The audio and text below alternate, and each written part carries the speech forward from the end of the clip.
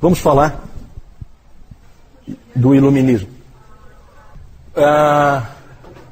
Iluminismo e romantismo.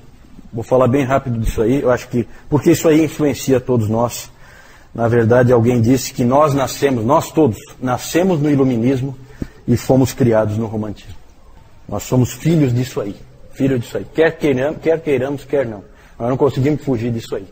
Nós somos pessoas diferentes dos outros que vieram antes por causa desse negócio aí, dessa filosofia. O C.S. Lewis chama o surgimento do iluminismo de a grande divisão. Porque a reforma protestante não foi a grande divisão. A grande divisão o iluminismo trouxe. Quem crê em Deus e quem não está nem aí para Deus. Certo? Mesmo que creia, não está nem aí para Deus. O Dr. Calhoun, ele chama a atenção que os grandes nomes do iluminismo sempre são retratados sorrindo. Um sorriso meio jocoso, assim. Por quê? Porque eles creem que eles e outros como eles finalmente poderão responder a todas as perguntas da humanidade usando somente a razão. Então eles aparecem sempre sorrindo. É claro que o avanço científico daquele período, século XVII, século XVIII, desculpem, principalmente século XVIII, trouxe essa percepção.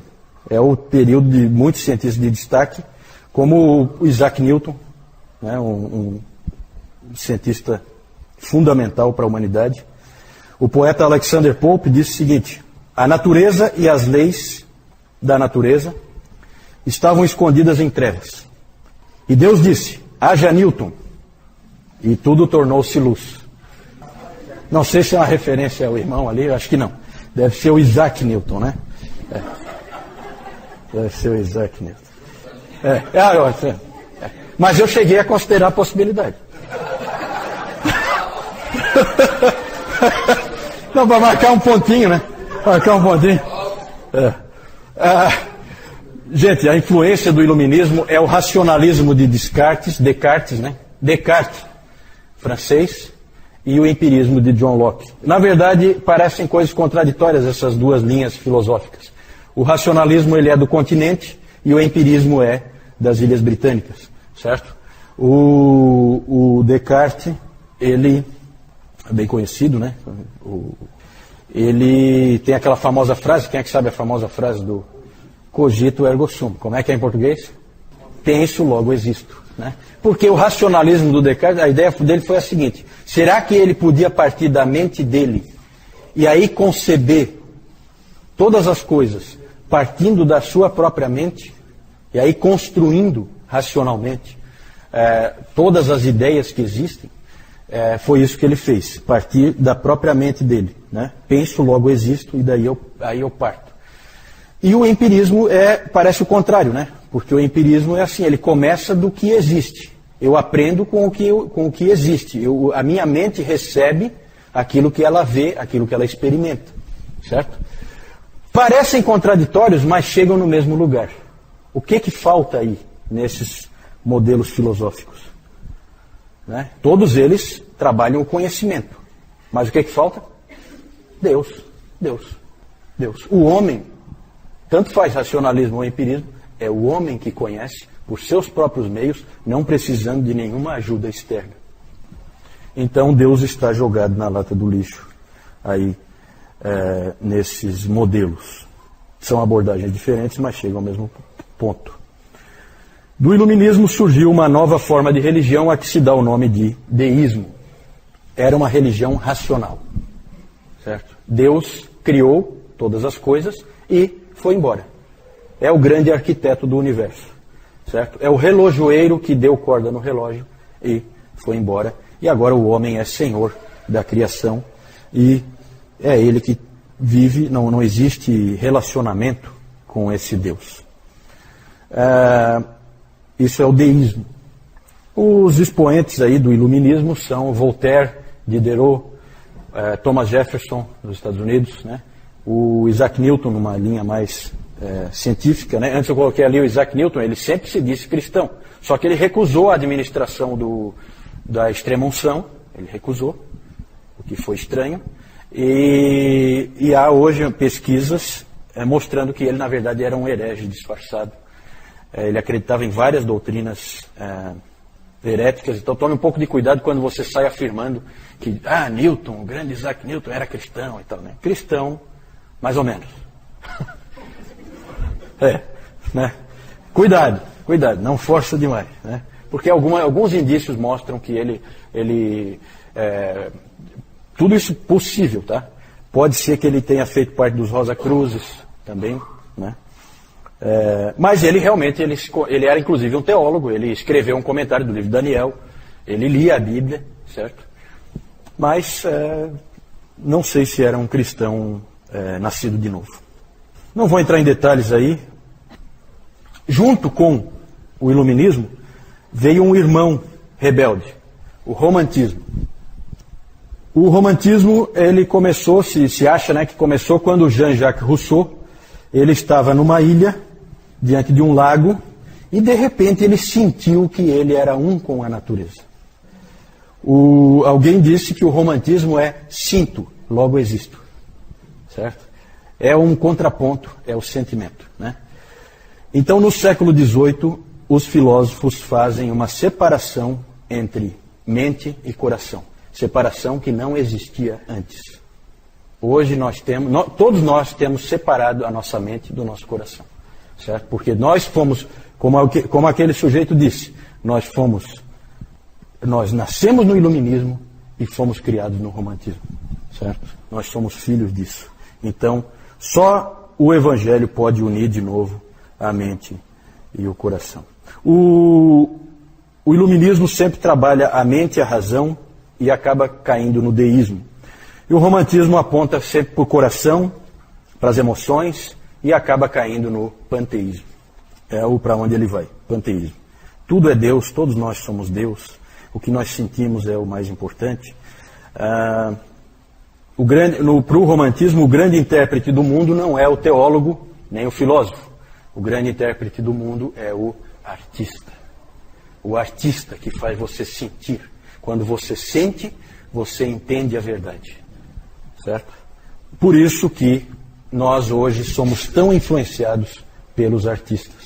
Os artistas dizem o que nós vestimos, algum estilista homossexual diz o que nós vestimos, os atores de Hollywood e da Globo dizem como que nós vamos nos comportar, como que nós vamos viver. As opiniões deles são importantíssimas. Nós somos controlados pelo romantismo. E no iluminismo, nós ignoramos Deus diante dos problemas. Qual foi a última vez em que houve um problema lá na sua empresa e as pessoas se uniram para orar porque o problema tinha aparecido? Nunca. Certo? Nunca. Isso é inconcebível antes do iluminismo. Certo? Não existe. Deus está por trás de tudo. No iluminismo, não. O homem resolve tudo. Nós vamos dar um jeito. Me dê um tempo aí que eu vou dar um jeito. O homem é independente. A sua mente funciona independentemente. Na religião, a principal influência romântica veio do Friedrich Schleiermacher e a sua religião interior. Ele era um pastor, ele começou a dizer que o nosso entendimento de Deus no Evangelho não vem do pensamento de nossas mentes, ou da revelação, lendo na Bíblia, mas vem do nosso sentimento interior de absoluta dependência, na medida em que nos encontramos totalmente dependentes de Deus. A teologia passa a ser mais subjetiva, é o que eu sinto. Eu sinto que isso aqui é verdade. Não importa o que a Bíblia diz, é o que eu sinto. Todas as igrejas sofrem com isso hoje, né? Antes se procurava minar a autoridade da Bíblia. Hoje não precisa mais. Porque se o indivíduo não sentir que aquilo ali é verdade para ele, então não é. Né? O individualismo fica fortíssimo. Porque eu sou... tem aquela famosa frase do Ralph Waldo Emerson. Né? Não sei se é alguma referência ao nosso irmão ali. Né? Mas esse Emerson é o pai do transcendentalismo. E ele dizia aquela famosa frase. Obedeça a você mesmo. Certo? É isso que todo homem moderno, contemporâneo, faz. Ele obedece a si mesmo. Certo? Ele faz o que ele tem vontade. Né? Imagine o problema que isso é para o cristianismo. Certo? Mas isso é romantismo. O que eu senti no coração é isso que eu vou fazer.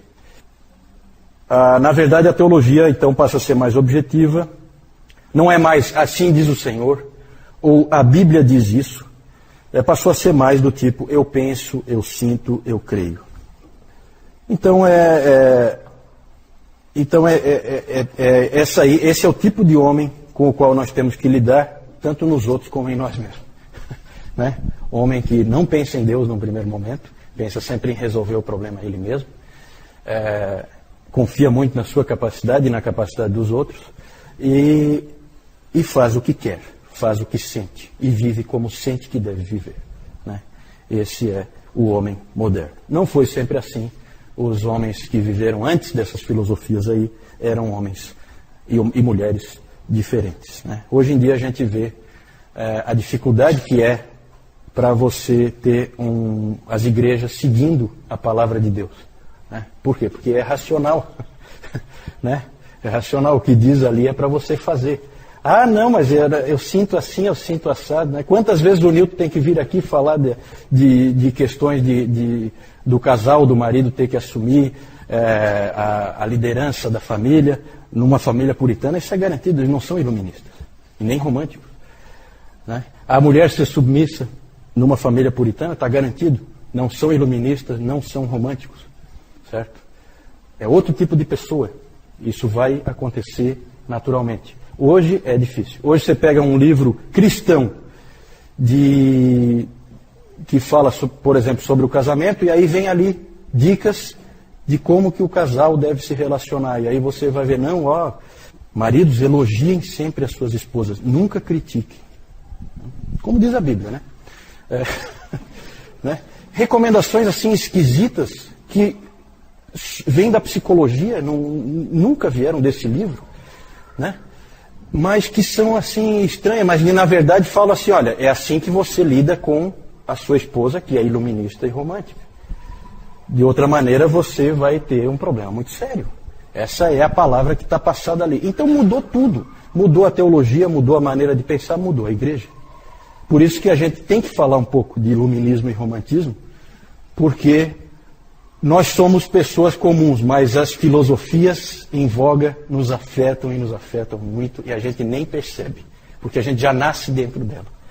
Né? Então a gente não tem como saber. Tá legal, gente? Vamos parar por aqui. Pode passar aí só para eu mostrar as figuras, para não ficar essa parte aí. Vamos ver se eu lembro quem são esses aí. Ó. Sempre sorrindo, né? Olha o sorrisinho irônico do Voltaire. Certo? Diderot ali em cima, Thomas Jefferson. O Descartes está mais carrancudo, mas é porque ele não é do iluminismo, ele é antes, né? Então ele está um pouquinho mais carrancudo. Esse aqui é o David Hume, eu ia falar, mas eu pulei. Pode passar. Lá, quem é aquele lá? Isaac Newton, né? Isaac Newton com a sua cabeleira. Com a sua cabeleira. Há uma semelhança, né? Tirando o cabelo, tirando a franja, tá? Né? John Locke, aqui embaixo. Esse aqui é o Schleiermacher. Tá meio doentinho, né? Já tá com o pé na cova, coitado. Esse aqui é o Rousseau.